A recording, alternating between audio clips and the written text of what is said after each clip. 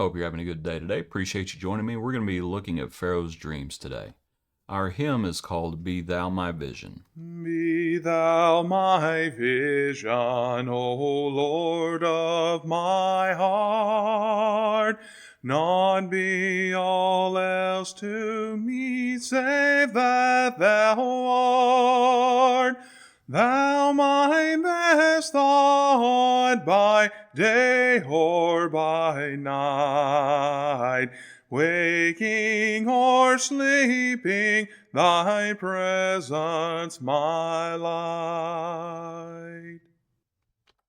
Let's look at our other verses. You can tell from the description of the hymn there, you can tell it's an Irish hymn, and you can definitely tell that in the how it's written. Verse 2, Be thou my wisdom, be thou my true word, I ever with thee, and thou with me, Lord.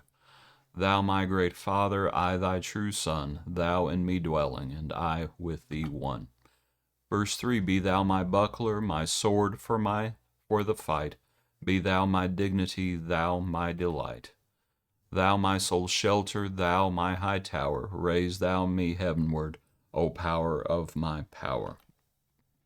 Riches I heed not, nor man's empty praise, thou my inheritance, now and always. Thou and thou only, first in my heart, high King of heaven, my treasure thou art. High King of heaven, when victory is won, may I reach heaven's joys, O bright heaven's one. Heart of my heart, whatever befall, still be my vision, O ruler of all. Be thou my vision. With Pharaoh's dreams, as we see in Genesis chapter 41, is where we're looking, came to pass at the end of 2 full years, Pharaoh had a dream, and he stood by the river, and there came up out of the river 7 cows, fine-looking and fat, and they fed in the meadow, and then behold, 7 other cows come up, and the 7 ugly and gaunt cows ate up the 7 fine-looking cows. Pharaoh awoke, then he slept, and he had another dream. And you have 7 heads of grain, plump and good, and then 7 thin heads of grain, blighted by the east wind, sprang up, and the 7 thin winds devoured the 7 plump. Pharaoh's troubled by the dreams, and so he calls for the magicians and the wise men. Pharaoh told the dream, and the chief butler is there, and the chief butler remembers Joseph and talks about what Joseph had done. And so Pharaoh calls for Joseph, and Joseph says concerning the interpretation, it is not in me. God will give Pharaoh an answer of peace. And so the dreams are told Joseph, and Joseph says the dreams are one. Verse 25, God has shown Pharaoh what he's about to do. There's going to be 7 good years, and there's going to be 7 years of famine.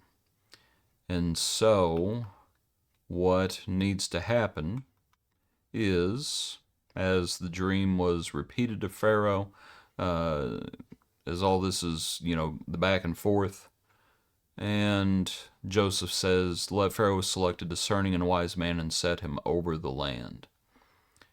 And so he goes on to give his counsel, let him appoint officers over the land to collect a certain amount, let them gather food for all the good years, so that there will be food in the bad years. And the advice was good in the eyes of Pharaoh. And Pharaoh says to his servants, can we find such a one as this man, in whom is in the Spirit of God? And so Joseph is set over the land. Okay, what points might we make? We need to be grateful for the good years. Nothing is to be refused if it is received with thanksgiving, for it is sanctified by the word of God and prayer. New Testament says. We're thankful for the blessings of God, whatever those blessings are.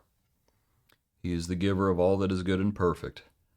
And as he prospers us, we are thankful for the good years.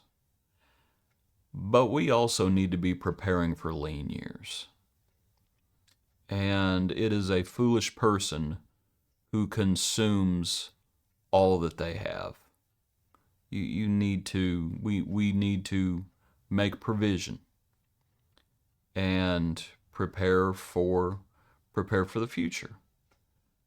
And you might think about that idea of it's not wrong to enjoy your prosperity, but you do not consume your principle.